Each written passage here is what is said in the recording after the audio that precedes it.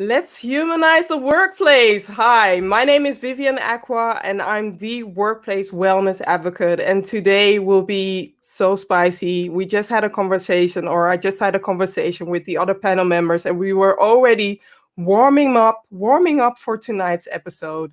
And I'm going to keep the introduction short, just a little snippet, but if you want to watch the replay, you can go to YouTube, or otherwise wait a few days and listen to this episode in your own time. Listen to this episode in your own time because it will be energetic, it will be inspiring, and it will definitely blow your ears off when it comes to diversity in HR.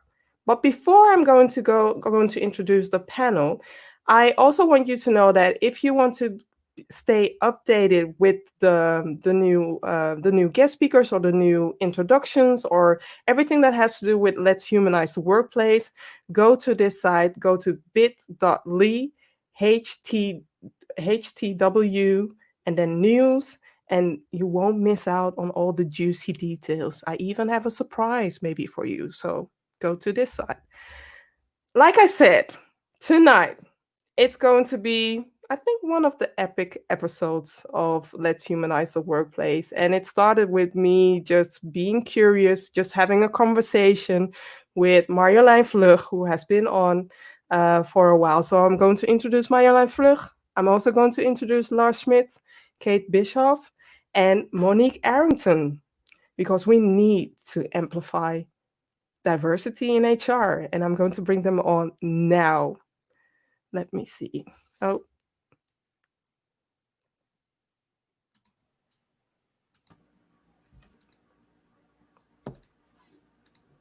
So, the first introduction is Marjolijn Vlug.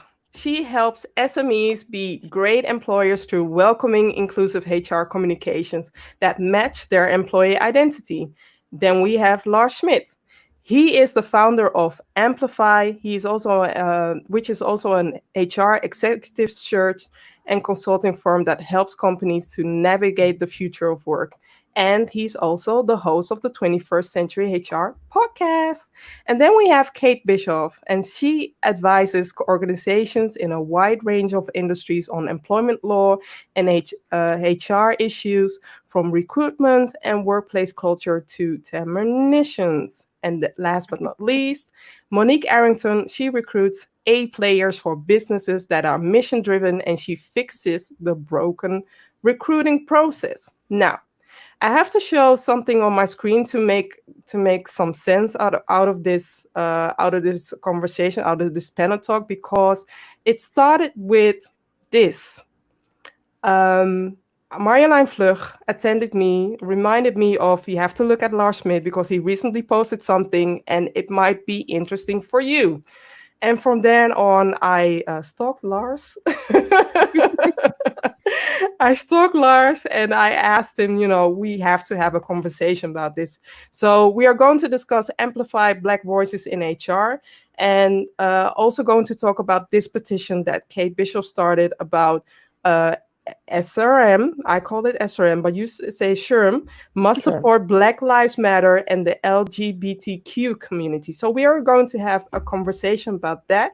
But before I'm going to start that, what and why compelled you to speak up now? So Lars, can you share? Yeah, I mean, for me, I think this, as we look at the protests that took place after the murder of George Floyd, and I think this heightened consciousness, for me personally, and I think everybody has their own kind of personal story and narrative. I'd never heard the term anti-racism before that. Mm-hmm. And as I started, reading Ibram's book on how to be an anti-racist and just learning more about that, I did my own kind of personal soul searching around. Like, I've always viewed myself to be not racist, but there's a big difference between not racist and anti-racist. Mm-hmm. And so I think for me, it was kind of coming to that, learning of that term, coming to an awareness of what that actually meant. And then seeing knowing that I had an opportunity to try to play a role in that. So that was really my kind of connection to this. And this was all happening simultaneously with, SHRM not making a statement, which I know, Kate will talk about. There's a lot of other factors that I think cause people, especially in the space of HR, to do some deep kind of thinking and introspection around the systems that are established within our companies and our publications, our conferences, and really, consciously try to understand how those are oriented in a way that creates inequity. And then once you've identified that, what are you going to do about that? Yeah. And Kate, what about you? What started this whole thing? Oh, I think HR is due for a reckoning. Quite frankly, I think we're ready to have some difficult conversations. And for those who have been very active in this space and trying to do our best in organizations, it's time that we grow that titanium backbone and use our voices. We sit in a position in our organizations where we are paid by the managers that we are trying to criticize for not having enough diversity or not being inclusive enough in the workplace. And so for a lot of us, that makes us be very tense and very fearful of using our voice and using our power to say, we can't do this anymore. And so I think the confluence of seeing police brutality in the streets, knowing that that kind of racism doesn't just exist in police forces, it exists in our workplace every day. Definitely. That it is our time to start using our voice and not be afraid to say, we can't do this anymore. So that's what I'm trying to do. And Marjolijn, why did you join this force or become an ally in this whole movement that is out there? Well, the whole point of my work is that people in the workplace are people. And they should be allowed to be the human beings that they are. And that goes for everyone. And that doesn't go more for one or the other. That goes for everyone. And with recent events in the US and the Black Lives Matter protests and everything that's been happening, having an impact in the Netherlands as well, having an impact on me. I mean, when it all started, I was on the news all the time, like I was at the beginning of COVID, like constantly on my phone and then putting it away because of my kids and then picking it back up, because this is such a relevant thing to the whole point of my work. And I've been trying to learn more about this, the I would say the skin color aspect of diversity. And there's so much information that's become more widely available now for me to do my work even better. So it's getting that information, it's having these conversations to learn and to share and to develop ideas together. That is a great opportunity now. And just the whole, I don't know, it just makes so much sense that I can't not say anything. And the whole point of when you don't say anything, then you're consenting. Then you're not, you're consenting. That's not okay. That is so not okay that I can't be silent.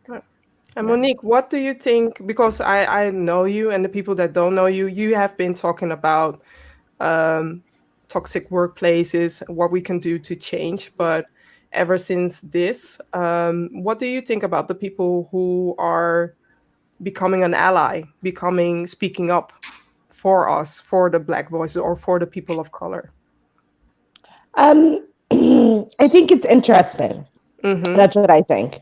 I think there's a lot of work that needs to be done before you can just start calling yourself an ally. I think there needs to be a lot of self-awareness and thoughts and break a lot of patterns. I think there's a lot of people not understanding what an ally is, even what it is. Like, for instance, Lars saying that he's never heard the term anti-racist.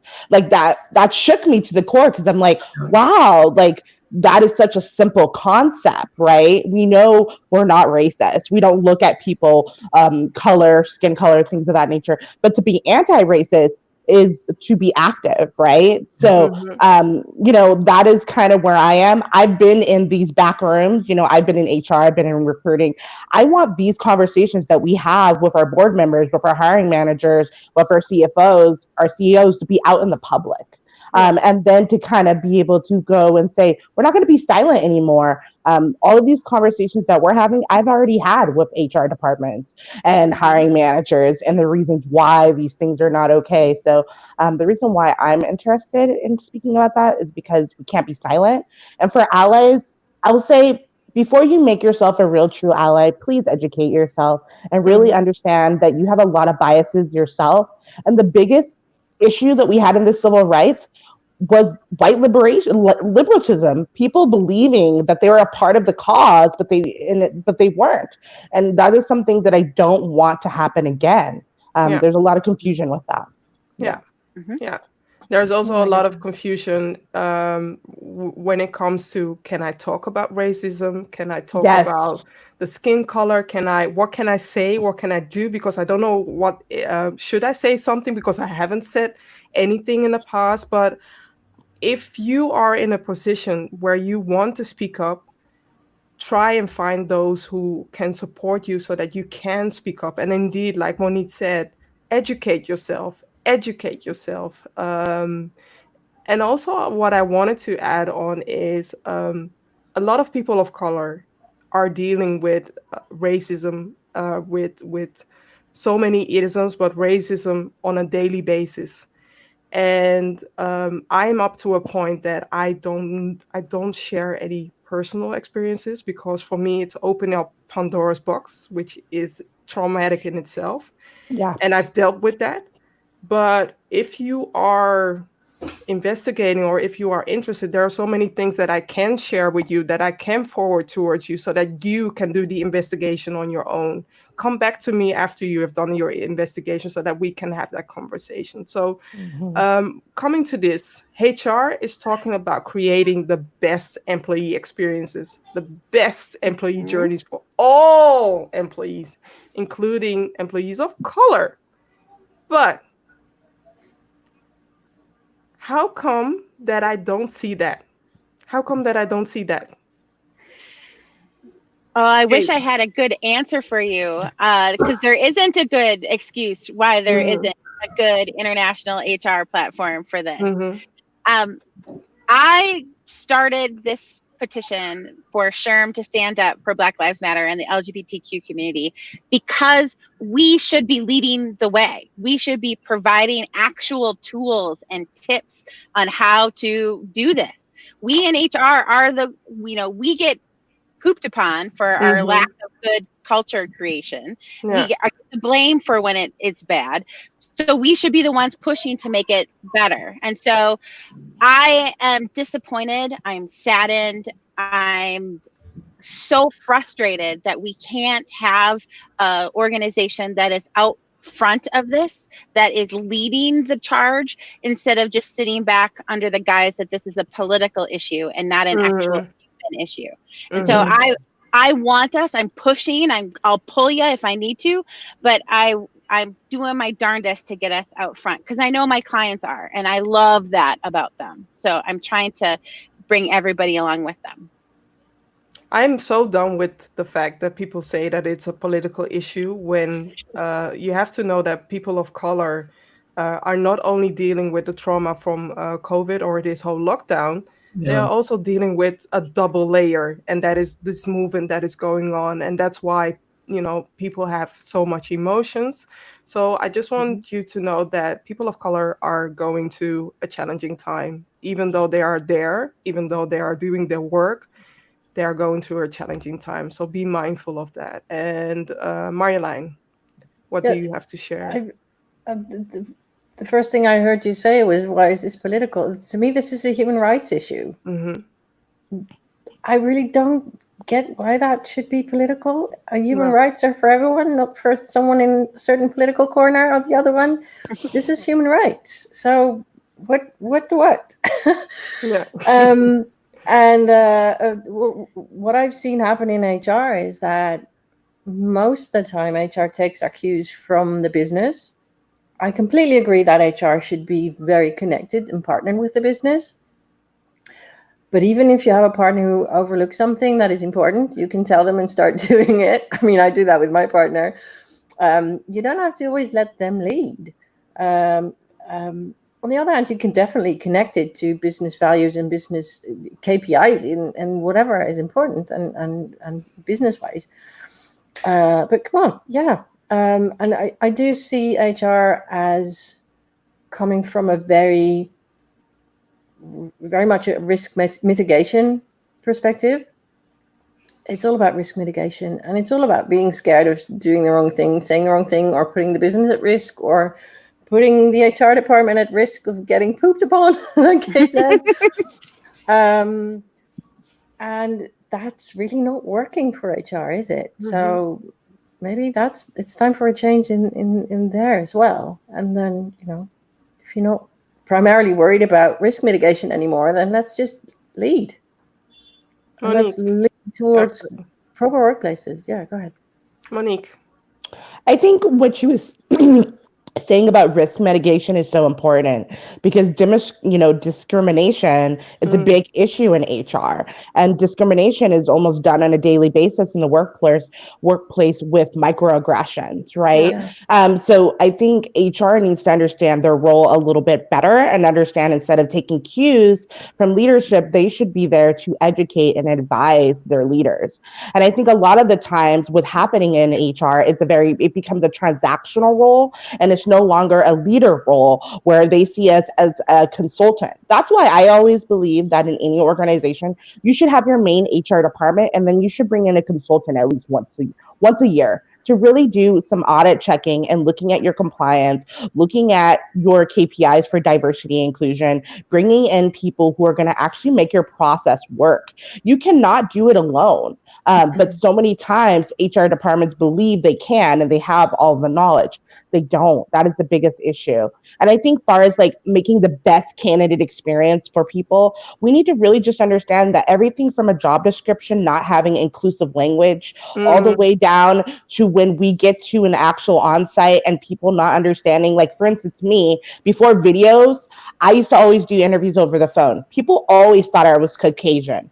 I would always get the stare when I got into an interview, like, oh, you're not Caucasian. Just those little microaggression things have an impact. And they have it where African Americans speak to their other African Americans or people of color, and they don't want to work in your organizations. That becomes a huge issue because we're always talking about a shortage of talent.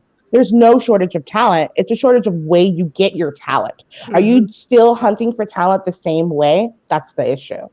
Yeah. And Lars? Yeah, I mean, I would just say to underscore a point Kate made, it's time for a titanium spine in HR. Like, I think that when you look at the demographics of HR as a whole, it's still largely a white population, a white workforce. And so, when you're hearing stories of like these microaggressions, unless you're trying to educate yourself, you might not even be aware of that. And then you're part of the problem, so it's this whole system that these things kind of stack on top of each other because the predominant of the population of practitioners are white, and they haven't made enough of an effort. We haven't made enough of an effort to really understand, the damage that all those things do. And so when it comes to standing up, and having a titanium spine, I think it's a matter of like standing up to the organization, really, being a voice, especially in this moment, for change and for holding people accountable. And that means occasionally you might have to, throw a badge across the table and leave if the organization's not going to respond to that. So, I also want to say something about microaggressions because some people don't feel the impact of a microaggression. And I wrote an article about it saying that for me personally, microaggression is dealing with killer bees. So when you go to colleague number one, who is killer bee number one, and then you have in the office like 30 colleagues that you're working with, and each colleague is making separate comments, which are comments that are dehumanizing you on a total, and that's what people of color are dealing with almost on a daily basis. And that's why also that people of color are fed up. They are fed up in general. They are fed up. Yeah. Amen. Yeah. So there's another thing, and I'm going to start with Monique. Is the workplace the right place to talk about this social injustice? Because we discussed already, it's not politics, but is the workplace the best place, and why? The workplace is the best place because this is a place where all humans are. And if you look at it from an HR standpoint, we value human capital, right? These are people who are going to actually do jobs for us. So if we value human capital, we need to understand what's going on with people and how it's going to affect their productivity.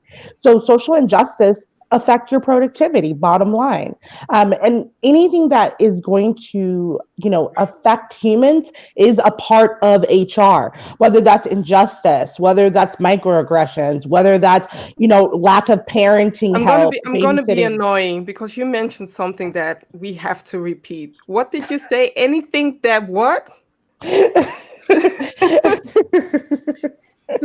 Anything that, that is around people is an HR issue because we have everything to do with human capital. So that means that anything that a human goes through is an HR issue. Okay, so that means mental health, big one for me. That means injustice, big one for me. So anything that affects humans and their productivity is a big deal. And you don't have to be political. This is what people don't understand. You don't have to go to your whole people and say Black Lives Matter.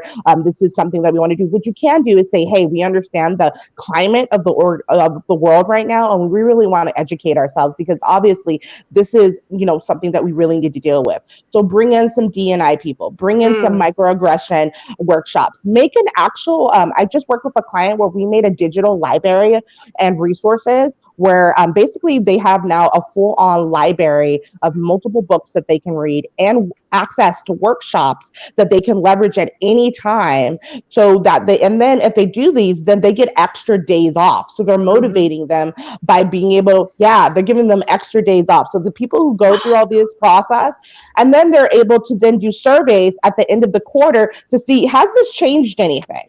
How are we going to see if this is working out? So there's things that we can do, but we just need to understand that,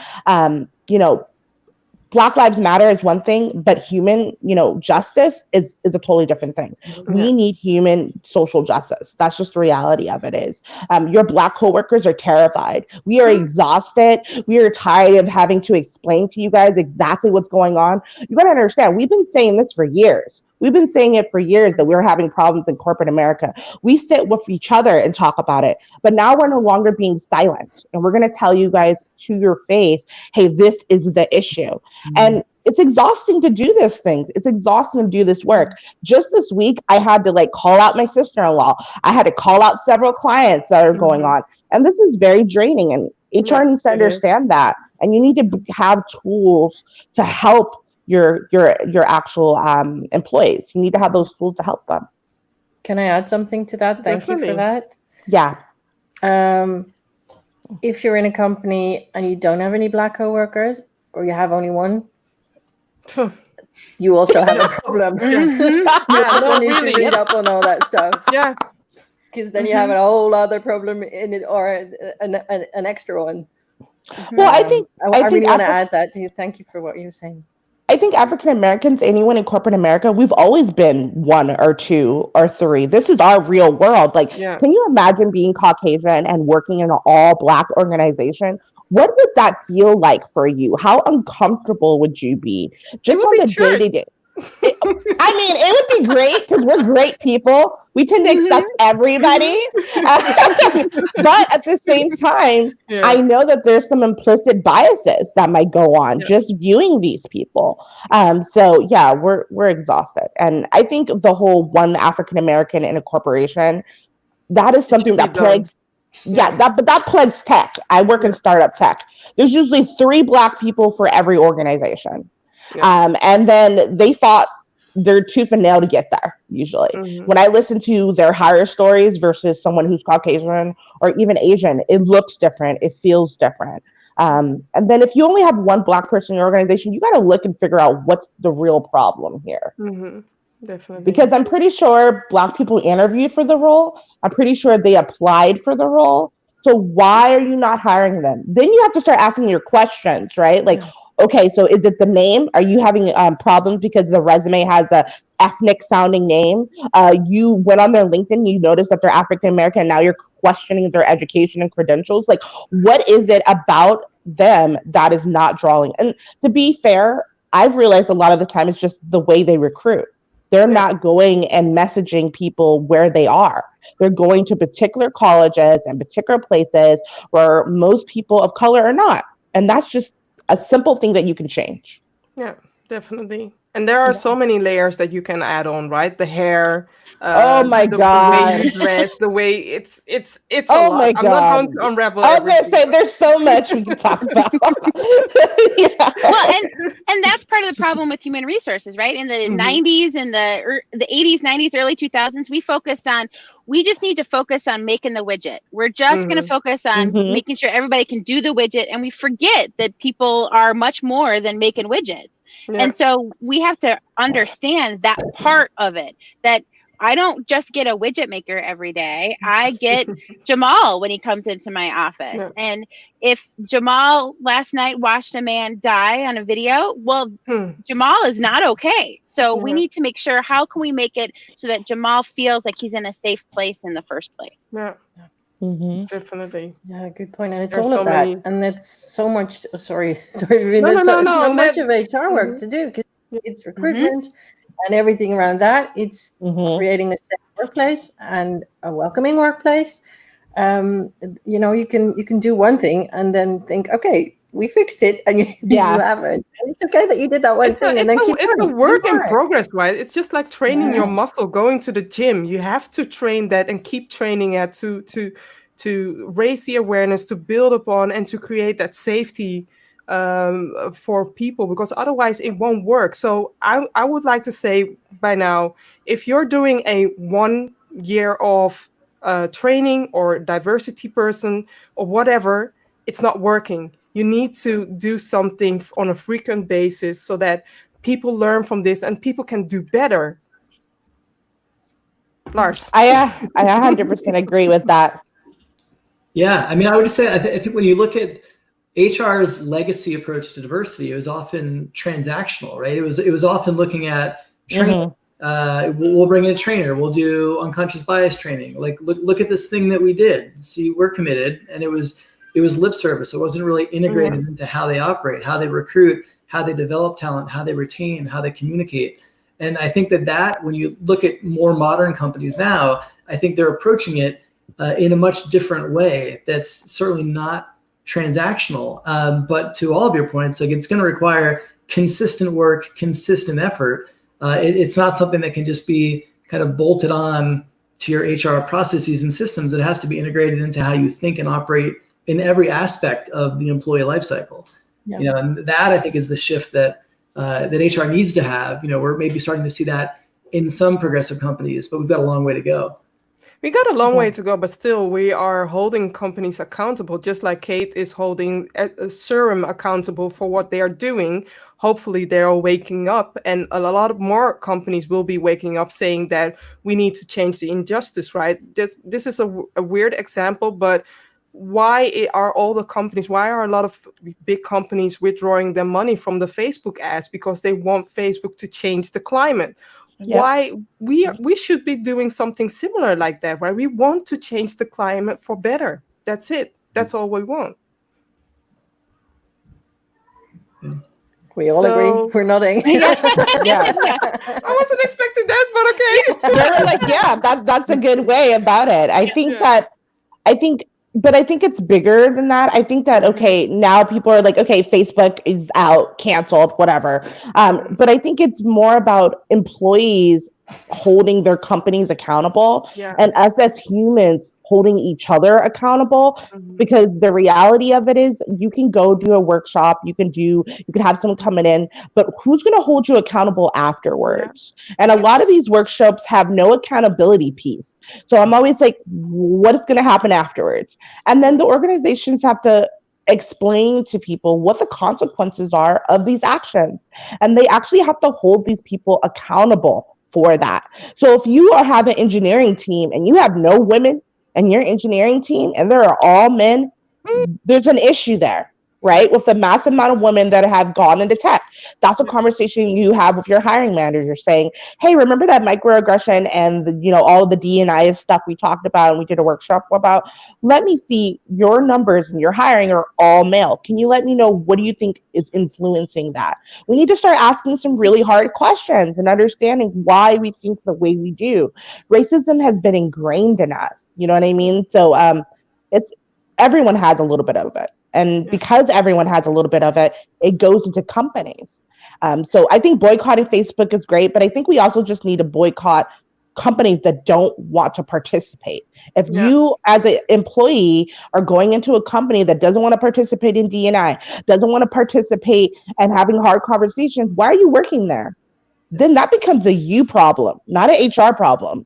And too many people are complacent and they rather not talk about these things. And we have to hold people accountable.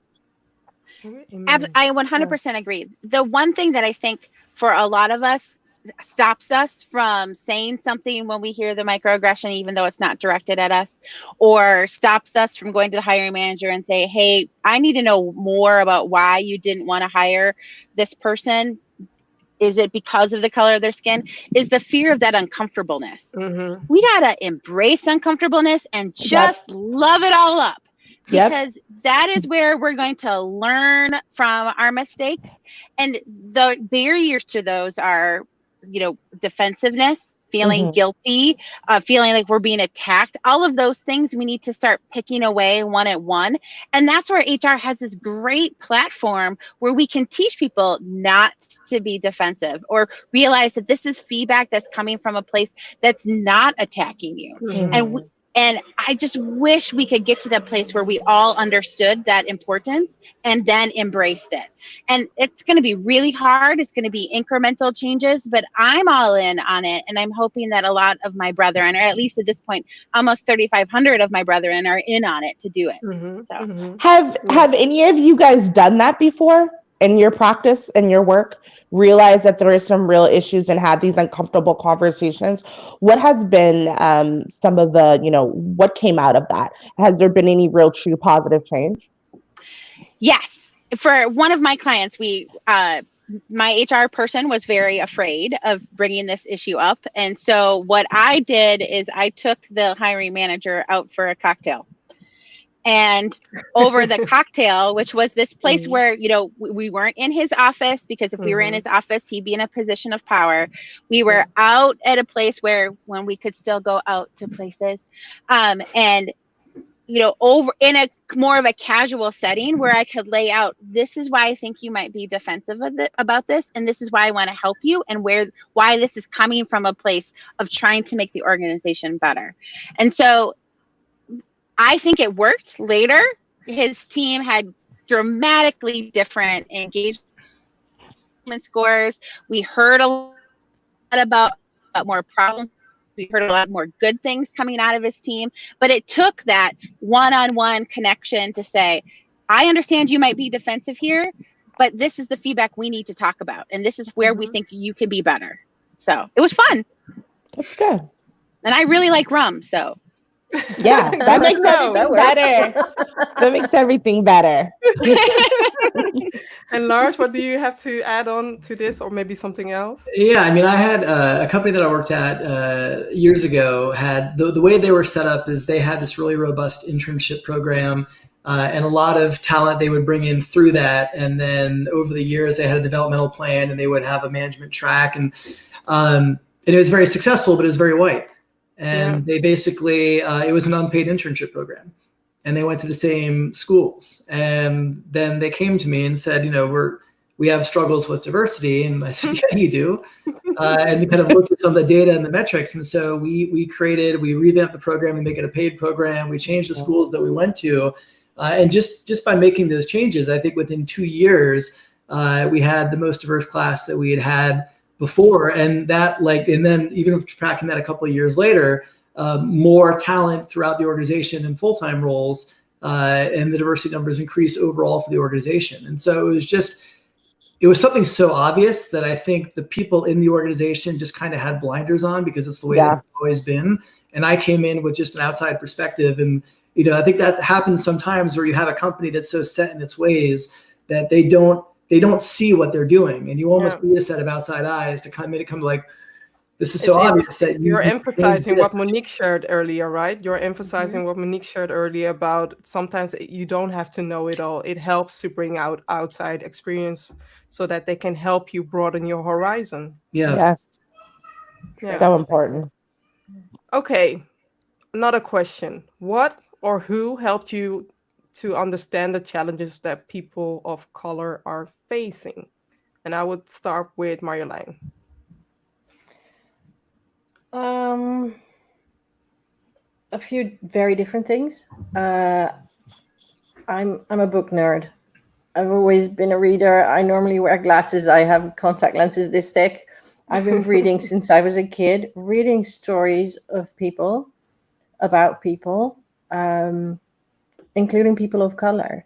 The classics, the whatever. I wanted that to be varied, and I always looked for diversity in stories. And I think that primed me from an early age to see that there's different perspectives and to take in those stories. And I come from a hotel management background. That is hotel management. The hospitality business is very much target audience focused.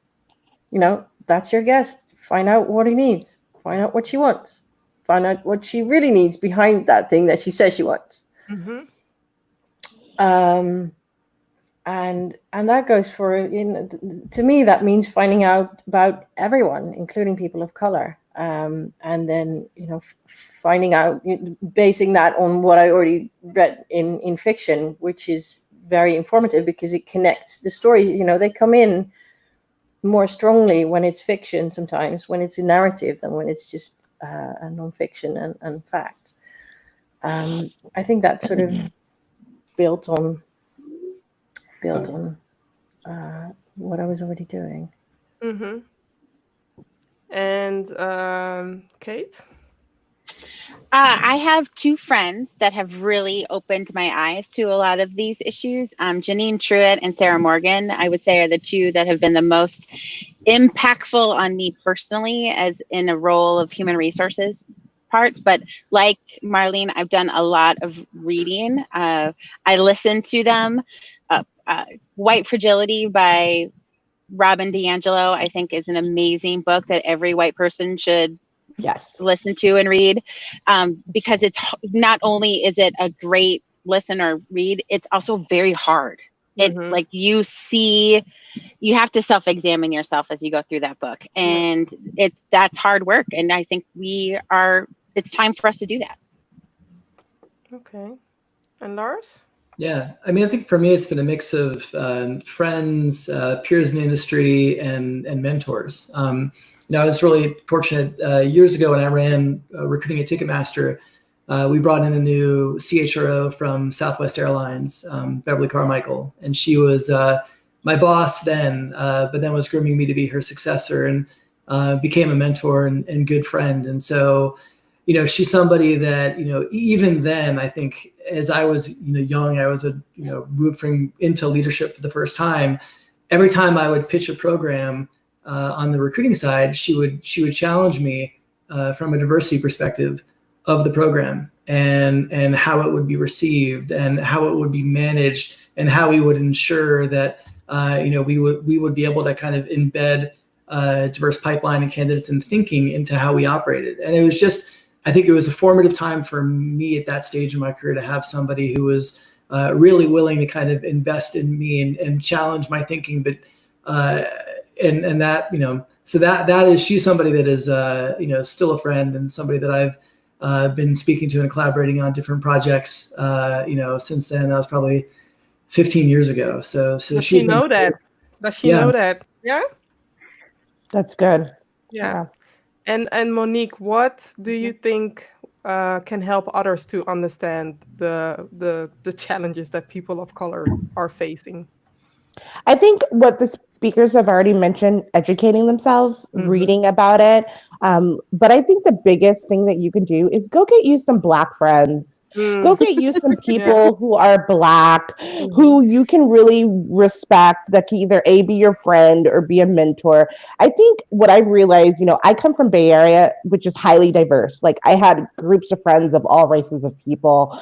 And as I grew up and I started to travel more and get, in corporate America, I realized that a lot of these, I would say, Caucasian, but other races of people, they just never had Black friends. Yeah. A lot of the things that they thought were real, or what is a Black American experience, they learned from TV, or they learned from some fiction book. So they have all these stereotypes and biases. So I always tell people, if you really want to be an ally, if you really want to understand the experience, go get you some Black friends from all different types of backgrounds, right? You mentioned something in the beginning. You have to highlight it. Something that you mentioned, that not all Black people are acting Black or being Black. Yes. Not all skin folks are kin folks. And that means that because of the Black experience, because of slavery, we have African American people who don't have the same agenda for our whole community. They're out for themselves on an individual basis, and it has a lot to do with the fact that when Black people make it, when we go to college and we quote unquote make it and we get past poverty and all of these things, we feel the need, a lot of people feel the need to disconnect from their heritage, from their community, and then take on the white agenda. This is a survival technique, what people don't understand. That is a survival technique, because their whole life, that's what they did in order to get to where they are. Okay. So when you are talking to D&I people, when you are figuring out what type of mentors you should have, you need to now figure out, is this person speaking from a community perspective of African American, or is this person now just an individual with a person who actually has more, I would say, American agenda or the white agenda? And that's hard to do. That's very, very hard to do. But I would say the majority of Black people, we are one community, and the best way to get to know us is to really get to know us. Get you some Black friends, go to their houses, work with them. Don't touch our hair. Yeah, don't touch our hair. Do not touch our hair. And don't ask me why I have 5 different hairstyles in 1 week, because I was bored. 5 different people.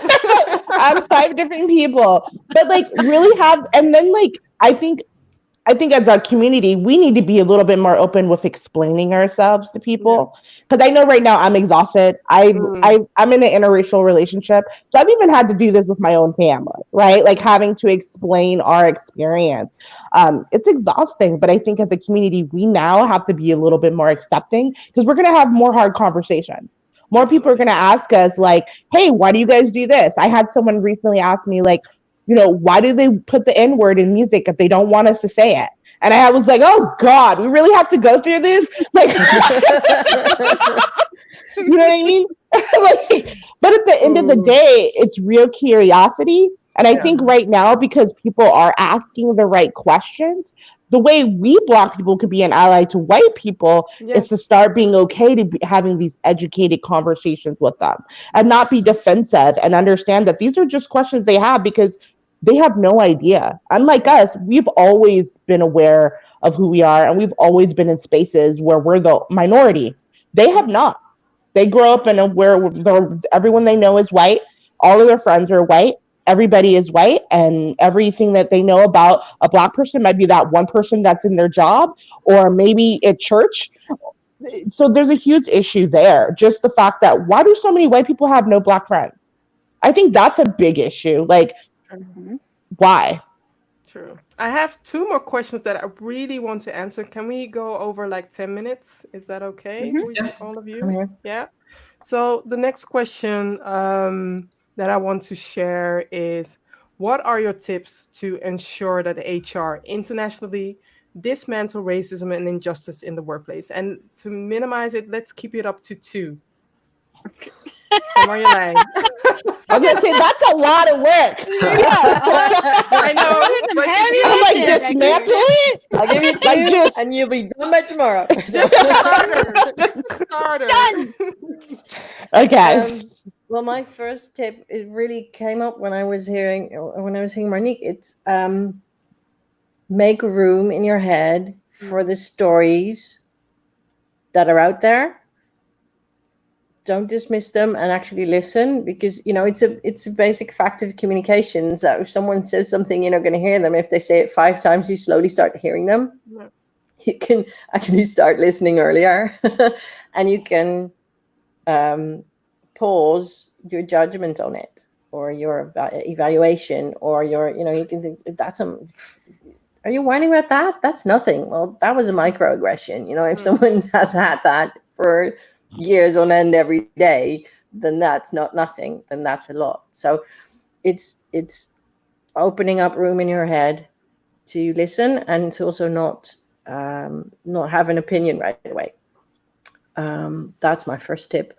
And the second thing is really look at every aspect of your HR, like we just talked about. You can make a lovely recruitment video that is super diverse and that has all kinds of people in there. But, if you're lucky enough to get more diverse candidates, then they're going to land in an organization that is not welcoming to them. So you really need the whole spectrum, and then just make a list and start somewhere, I would say. I'd love to hear from the other.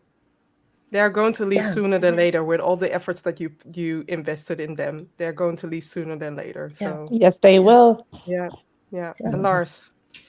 I mean, I think it's empathy for one. It's really trying to get outside of your own perspective and your own point of view. I mean, I think that if you're talking about really dismantling all of this, it's going to require a lot of introspection and empathy and effort to understand perspectives other than your own. And I think particularly for white people, that's where the effort it really is important, because again, I think a lot of these systems, if you really kind of dig into it, for a lot of white people, they're somewhat invisible because they don't impact them.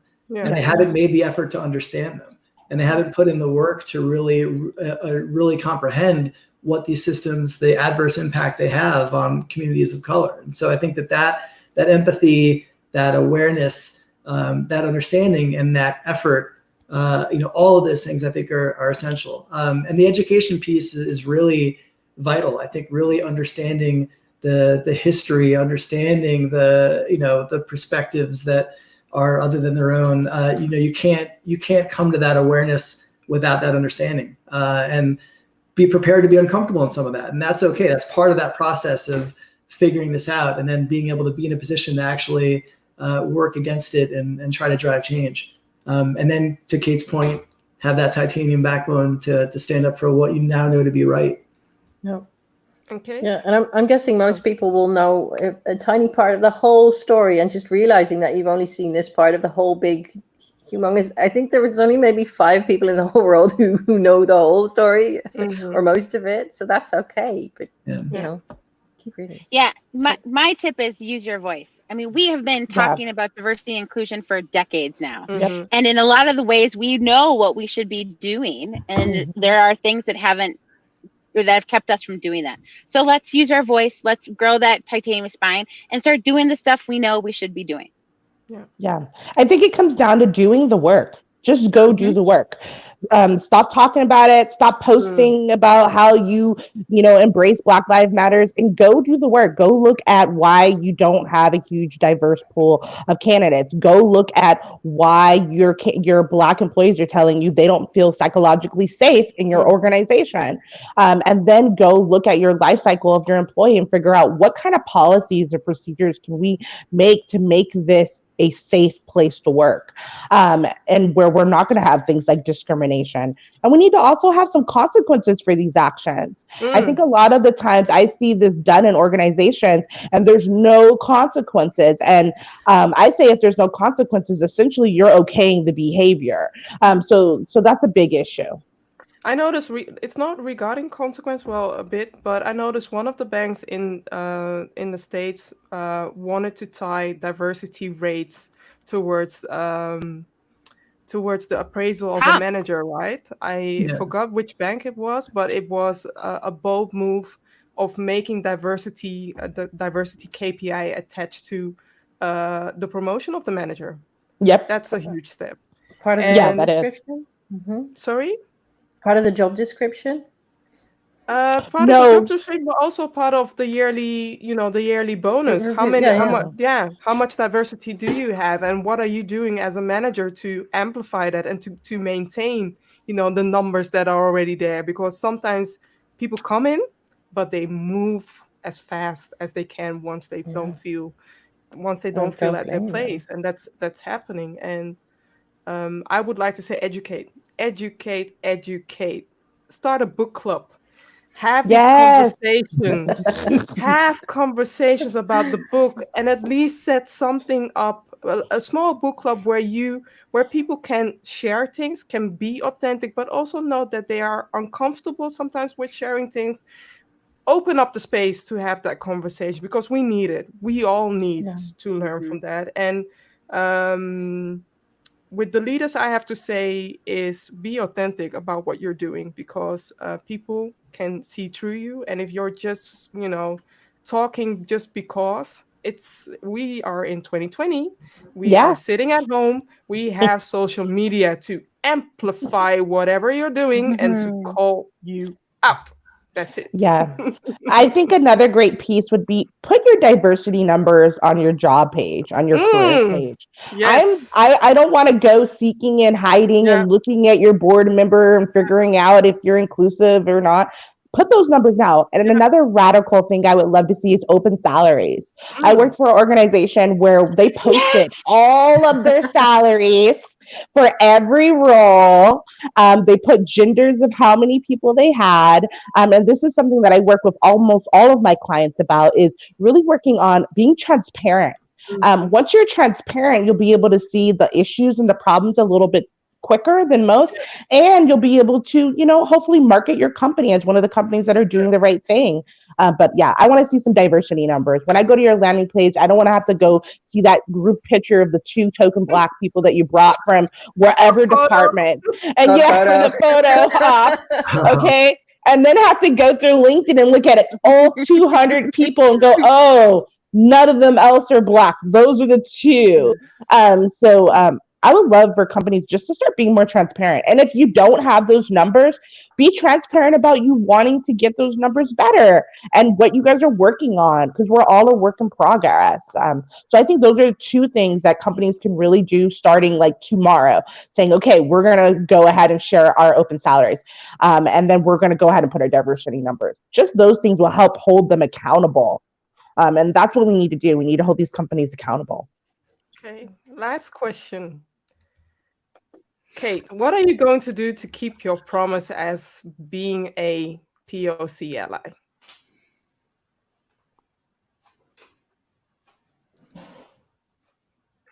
Kate? I don't think she heard you. Did you hear I'm me, gonna Kate? be loud. You're going to be loud. Okay. Oh, okay. I love it. I'm going to be loud. And it's challenging. Yes. Things that already come natural to me. But I'm going to keep doing those things. Cool. Good. And I hope that a lot more people are going to sign up to your petition, because we need to show SURM to make changes, to make definite changes. And also, it's not only SAHRM, or the way I pronounce it. I'm looking towards all HR platforms to make this part of their mission. Can you share the link in the comments? Yeah. The one thing I'd add is that there's been a lot of pushback on the petition that it's not members that are signing it, but SHRM represents the world in human resources. Yes, so whether you're one of the 280,000 members, they are still representing us. And so I encourage anyone who's interested and who wants to push SHRM to do that, to sign the petition, because it's not just the members. They are representing us as a profession entirely. Yes, definitely. And I also have to then go to Lars's page. So Lars, what are you going to do to for me, I'm gonna continue to educate myself. So I think that that's an important aspect for just my personal journey, and then lead by example. Be vocal, to Kate's point, where it's appropriate, but also hold people accountable and stand up for what I know to be right, and not shy away from that. So I think that's important. I think in doing that, leading by example, hopefully that's something that other people can kind of see and realize, they maybe challenge some of their own behaviors and their assumptions if they're on the wrong side of this. Yeah. And also know that there are still people signing up to this site, and Lars set up this site just for event managers or other people who are looking for fantastic Black people in the HR field to reach out to them, right? So I hope that more people sign up so that we can see more Black people on events on certain sites, so that we see that there is a representation in diversity. We also need to call out the event managers to bring in more diversity. Yep. And Marjolijn.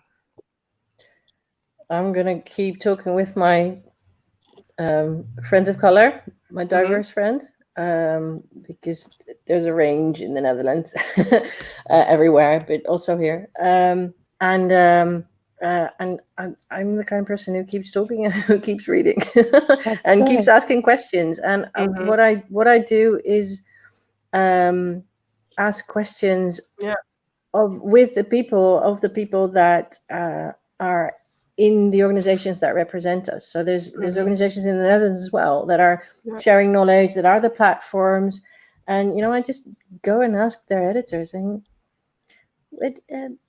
can you share a bit? What's your plan? So it's pinpricks like that, just to ask and invite and have those conversations and keep having them. And if they're not having the conversations, I'm going to go over and have and ask the questions like, why are you not talking about this? Would you like to talk about this? That is my thing, and I really want to make this a long term. I want to make this a marathon. So this is not about me going all out on social media for 2 weeks and then finding something else to do. This is just what I do in the long run. Yeah. And Monique, I mean, we are all allies, right? But still, what are we going to do to, keep this topic alive? What are you going to do to keep I think I will be holding my clients accountable. Even the ones that I work for short term, is really holding them accountable for the work that we worked on and making sure that they actually are delivering on the things that we are working on. I would say that's the number one thing I'm going to be doing. And then I'm not going to be silent about my experience in corporate America, or my friends' experiences about their experience, and then creating policies and procedures for organizations so I can show them that they can do the work, that they can do this in a way that is going to actually help them, that's going to increase productivity, that's going to make sure we have less compliance issues or risk mitigation. So I think that's going to be my biggest thing, and then making sure that people of color, of all color, have a space where they can have a conversation at work. I think a lot of the time we don't have that space. So that's why I created the book club for a couple of my organizations, the digital book club. I really love that idea, Vivian. And I went ahead and did this in several organizations, and it's helped tremendously, just starting the conversations.